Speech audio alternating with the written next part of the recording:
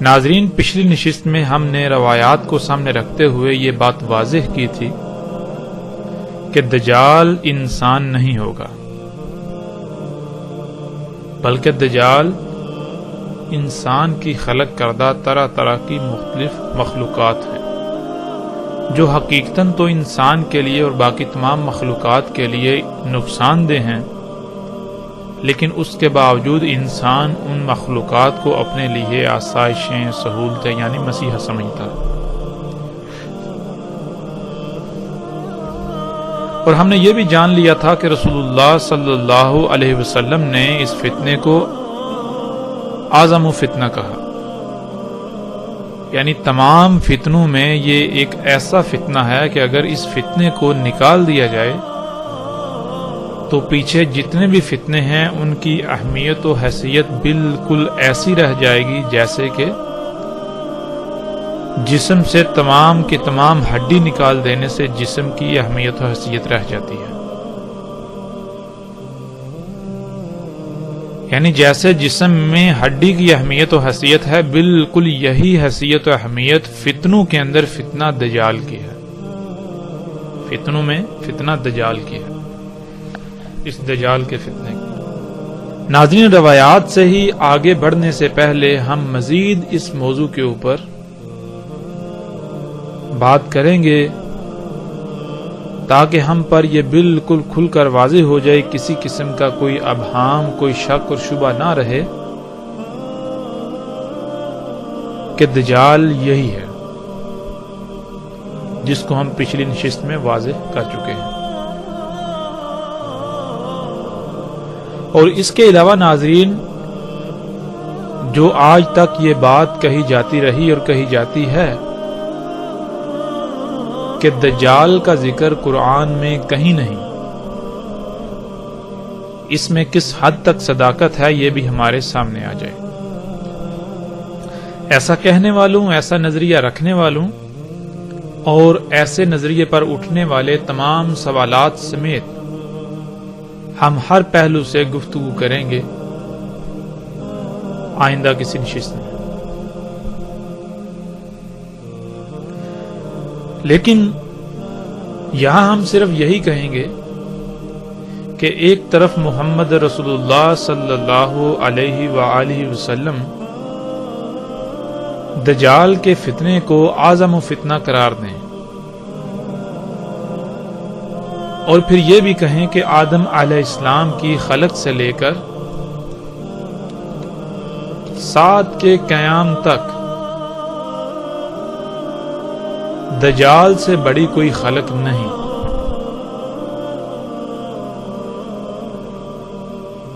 جیسا کہ ہم اس روایت میں دیکھ سکتے ہیں، رسول اللہ صلی اللہ علیہ وآلہ وسلم نے کہا، آدم علیہ السلام کی خلق سے لے کر سات کے قائم ہونے تک دجال سے بڑی کوئی خلق نہیں۔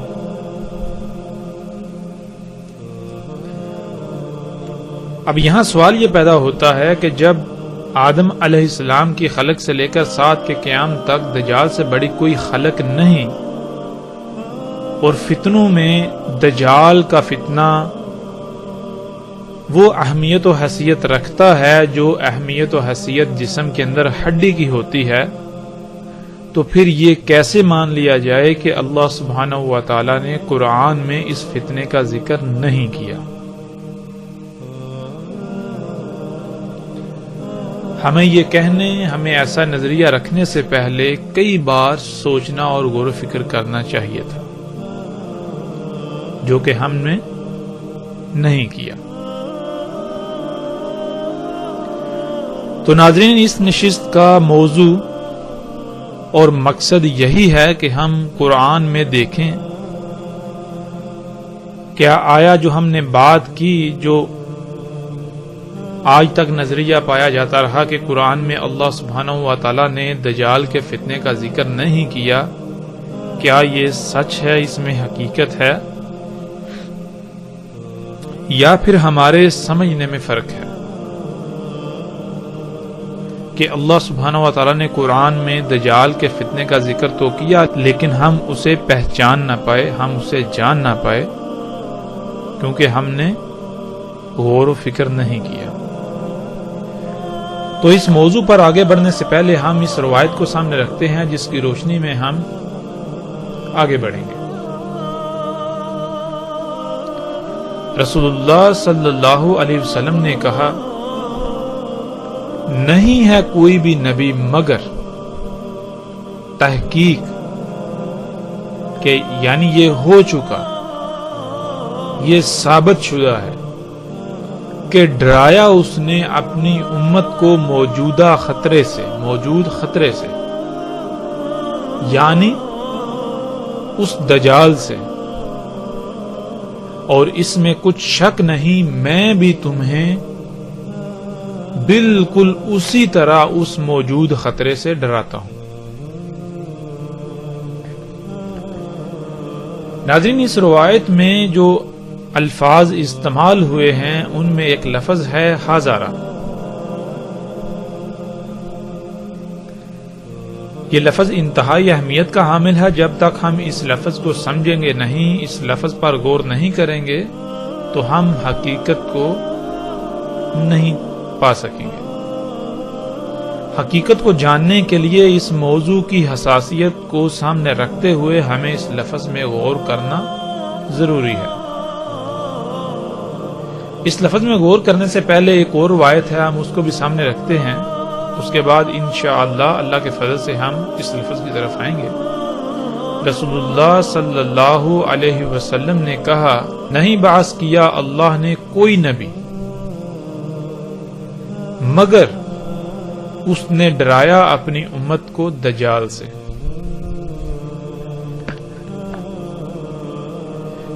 ان دونوں روایات میں ہم دیکھ سکتے ہیں، پہلی روایت میں لفظ حاضرہ استعمال ہوا ہے اور دوسری روایت میں لفظ انذر ناظرہ استعمال ہوا ہے۔ ناظرہ کہتے ہیں ایسا ممکنہ خطرہ جو قریب آ چکا ہے، اس سے پہلے ہی متنبہ کر دینے کو، اور حاضرہ کہتے ہیں ایسا خطرہ جو موجود ہے، جو موجود خطرہ اس سے ڈرانا، جیسا کہ ہم اس لفظ کو قرآن سے بھی سمجھ لیتے ہیں، اور اس آیت میں ہم دیکھ سکتے ہیں اللہ سبحانہ و تعالیٰ کہتے ہیں، یا جیسے گہرے بادلوں کا طوفان آئے آسمان سے، اس میں ہوں اندھیرے اور زوردار گرج اور چمکتی بجلی، کر لیتے ہیں اپنی انگلیوں کو اپنے کانوں میں اس کڑک سے موت کے ڈر سے۔ تو عربی میں ہم دیکھ سکتے ہیں جو الفاظ استعمال ہوئے ہیں وہ ہے حاضر الموت۔ تو اس آیت میں پیچھے ہم دیکھ سکتے ہیں اللہ سبحانہ و تعالیٰ جو مثال بیان کر رہے ہیں اس میں کیا ہے کہ اچانک جب انتہائی گہرے کالے بادل آ جاتے ہیں اور طوفان آ جاتا ہے، پھر ان میں زوردار جب گرج پیدا ہوتی ہے اور بجلی چمکتی ہے، تو اس وقت بالکل یہی احساس ہوتا ہے کہ ابھی موت آئی۔ تو وہ جو ڈر ہوتا ہے، کیا وہ ڈر مستقبل کا ہوتا ہے؟ مستقبل کے لیے اگر کہا جائے گا تو اس کے لیے لفظ خوف استعمال ہوگا، نہ کہ حاضرہ۔ خوف کہتے ہیں جو مستقبل میں پیش آنے والا خطرہ ہو، اس سے لاحق ڈر کو۔ تو حاضرہ کہتے ہیں جو موجودہ خطرہ ہو، جو خطرہ سر پر موجود ہو، جو خطرہ سامنے ہو، جو خطرہ آنکھوں کے سامنے ہو، اس سے ڈرانا، اس سے ڈرنا حاضرہ لفظ استعمال ہوتا ہے۔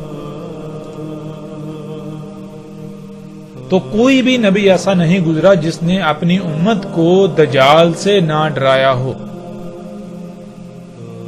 جب لفظ حاضر آ گیا تو اس کا مطلب کیا ہے کہ ہر نبی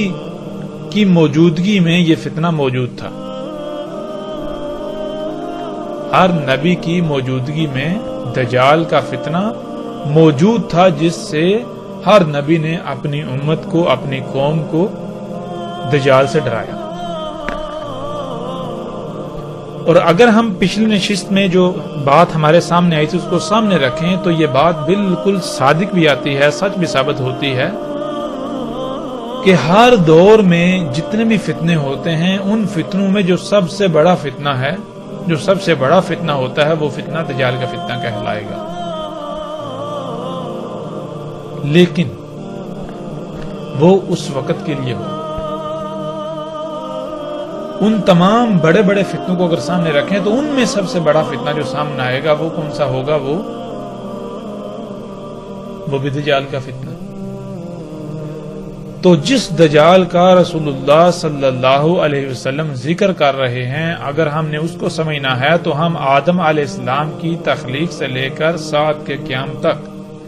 تمام کے تمام بڑے بڑے فتنوں کو سامنے رکھیں، ہیں تو وہ سب کے سب دجال کے فتنے، لیکن ان میں وہ جو اعظم فتنہ ہے، جو سب سے بڑا دجال کا فتنہ ہے، وہ ہمارے سامنے کھل کر آ جائے گا۔ تو ناظرین، اب ہم نے قرآن سے یہ دیکھنا ہے کہ اللہ سبحانہ و تعالی نے جتنے بھی نبی بھیجے انہوں نے کیا دعوت دی اور کس شے سے اپنی قوم کو، اپنی امت کو ڈرایا۔ اور پھر ہم یہ بھی دیکھیں گے کہ محمد رسول اللہ صلی اللہ علیہ وسلم نے کس سے ڈرایا۔ جب ان سب نبیوں کے ڈرانے میں جو کامن، جو مشترک شے ہے وہ سامنے آ گئی تو اس کا مطلب ہے وہی دجال کا فتنہ ہے۔ تو اب ہم بڑھتے ہیں آگے قرآن کی طرف۔ قرآن میں اللہ سبحانہ و تعالیٰ کیا کہتے ہیں؟ اس میں کچھ شک نہیں، وحی کیا ہم نے تیری طرف بالکل اسی طرح جس طرح وحی کیا تھا ہم نے نوح کی طرف اور اس کے بعد جتنے بھی نبی ہیں ان کی طرف۔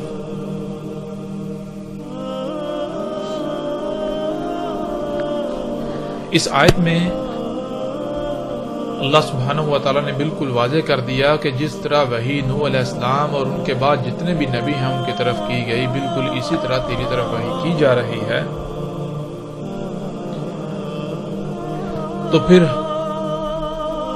یہ کھل کر واضح ہو جائے گا کہ جو وحی نوح علیہ السلام اور ان کے بعد جتنے بھی نبی ہیں ان کی طرف کی گئی اور وہی محمد رسول اللہ صلی اللہ علیہ وسلم کی طرف کی گئی، اور اگر وہ وحی امت کو ڈرانا تھا، یعنی کہ ممکنہ پیش آنے والے خطرے سے پہلے ہی متنبع کر دینا تھا، تو وہ جو خطرہ ہے، وہ جو ممکنہ پیش آنے والا خطرہ ہے، وہی دجال کا فتنہ ہے، جس کے بارے میں رسول اللہ صلی اللہ علیہ وسلم نے کہا کہ کوئی نبی بھی ایسا نہیں، کوئی نبی نہیں ہوا مگر ہر نبی نے اپنی امت کو، اپنی قوم کو دجال کے فتنے سے نہ ڈرایا ہو، یعنی کہ ہر نبی نے اپنی قوم کو، اپنی امت کو دجال کے فتنے سے متنبع کر دیا۔ اور پھر میں بھی تمہیں بالکل اسی طرح اس پیش آنے والے ممکنہ خطرے سے متنبع کیے دیتا ہوں۔ اب ہم نے یہ دیکھنا ہے کہ اللہ سبحانہ و تعالیٰ قرآن میں اس وحی کا کس طرح ذکر کرتے ہیں، وہ کون سی وحی ہے کہ جو جس طرح نوح علیہ السلام کی طرف کی گئی اور بالکل وہی وحی نوح علیہ السلام کے بعد تمام انبیاء کی طرف کی گئی۔ تو اللہ سبحانہ و تعالیٰ اس آیت میں کہتے ہیں، اس میں کچھ شک نہیں ہم نے بھیجا تجھے حق کے ساتھ بشارت دینے والا اور پیش آنے والے ممکنہ خطرے سے پہلے ہی متنبع کر دینے والا۔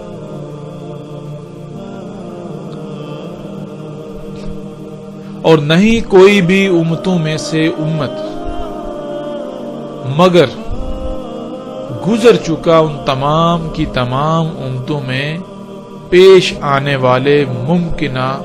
خطرے سے متنبع کر دینے والا۔ تو اس آیت میں اللہ سبحانہ و تعالیٰ نے یہ بات بالکل کھول کر واضح کر دی کہ ہم تیری طرف کیا وحی کر رہے ہیں،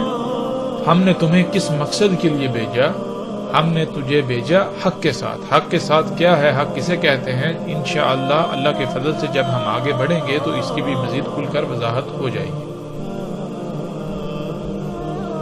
لیکن یہاں جو چیز ہم نے سمجھنی ہے وہ یہ کہ اللہ سبحانہ و تعالیٰ نے کہا کہ ہم نے تجھے بھیجا بشارت دینے والا اور مستقبل میں پیش آنے والے ممکنہ خطرے سے متنبع کر دینے والا.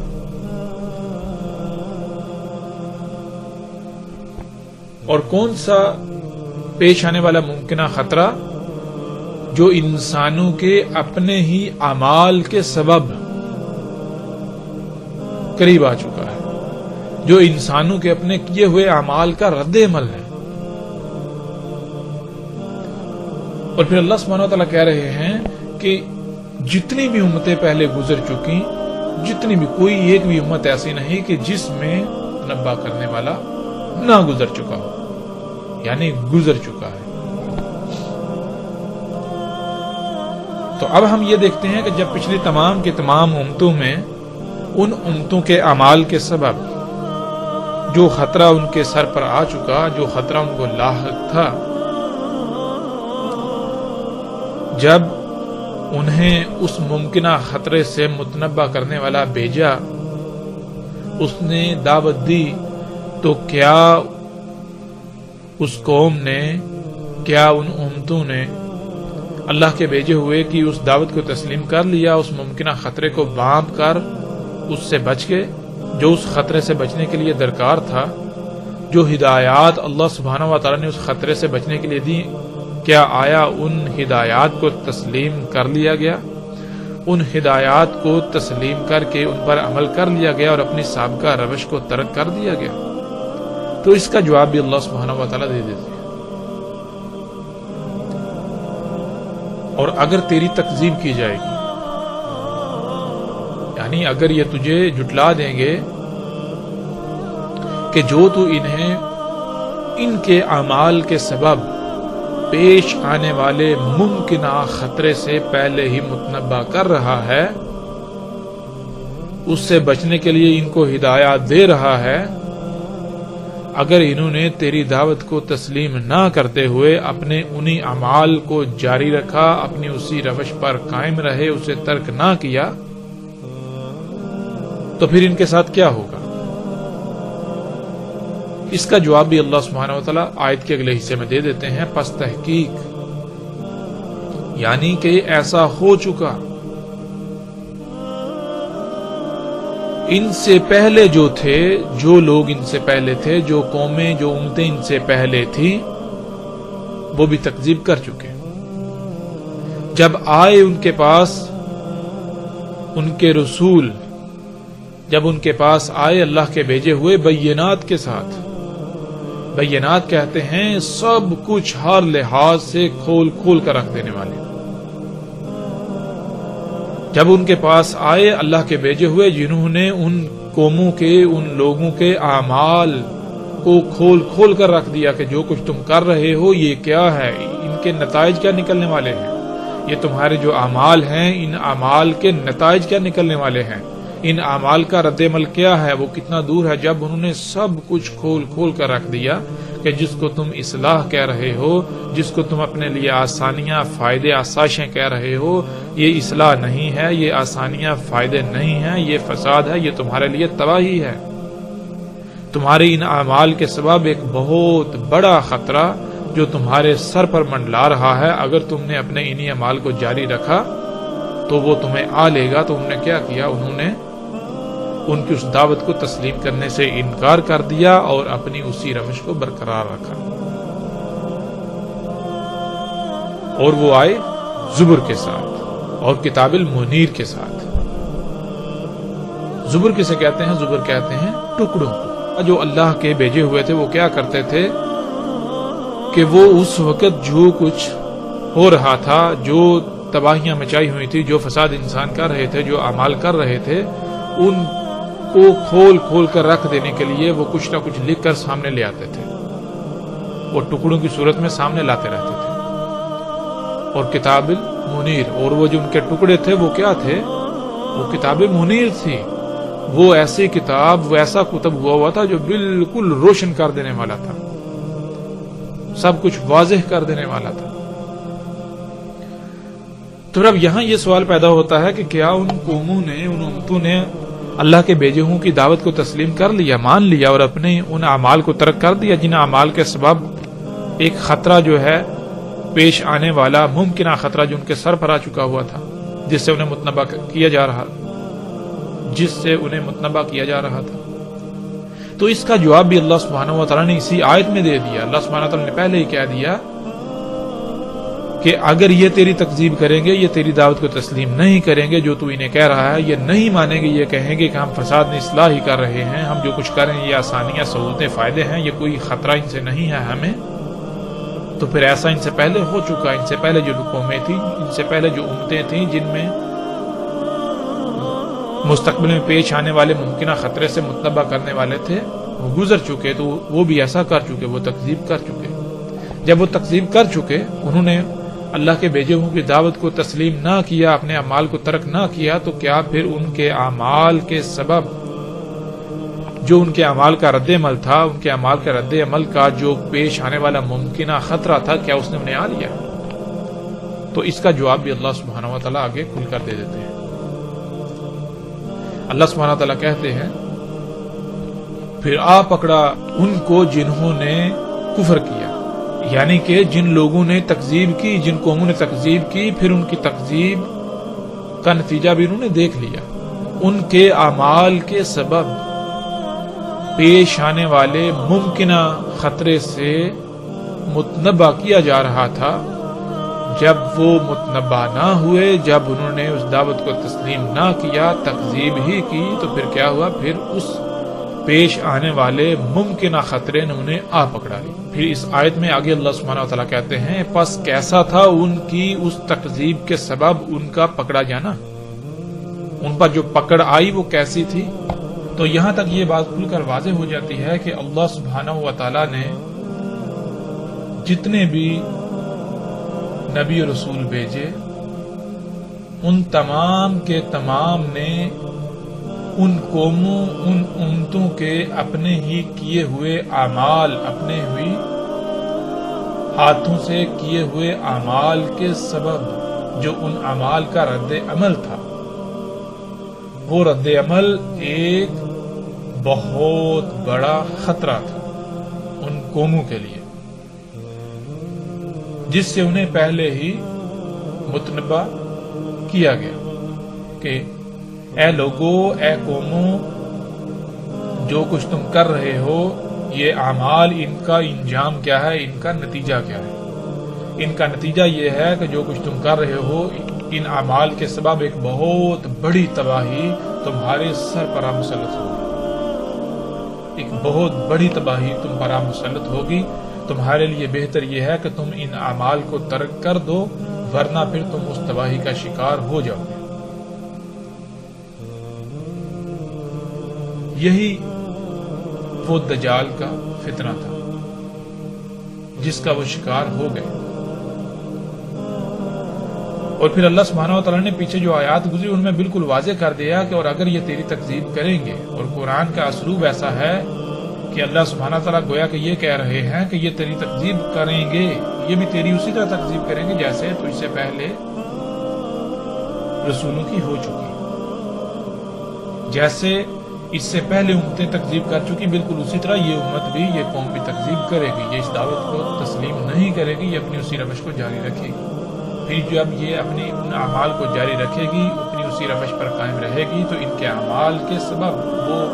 ممکنہ خطرہ جس سے انہیں متنبہ کیا جا رہا ہے وہ ان پر آ پڑے گا۔ پھر آگے اللہ سبحانہ و تعالیٰ کہتے ہیں تو نہیں بھیجا ہم نے تجھ سے پہلے رسولوں میں سے کوئی بھی رسول مگر اس کی طرف ہم نے یہی وحی کیا کہ اس میں کچھ شک نہیں، کوئی بھی ایسی ذات نہیں کہ جس کی غلامی کی جائے، جس کی بات مانی جائے، مگر سوائے میرے، بس میری ہی غلامی کرو۔ بس صرف اور صرف میری ہی بات مانو۔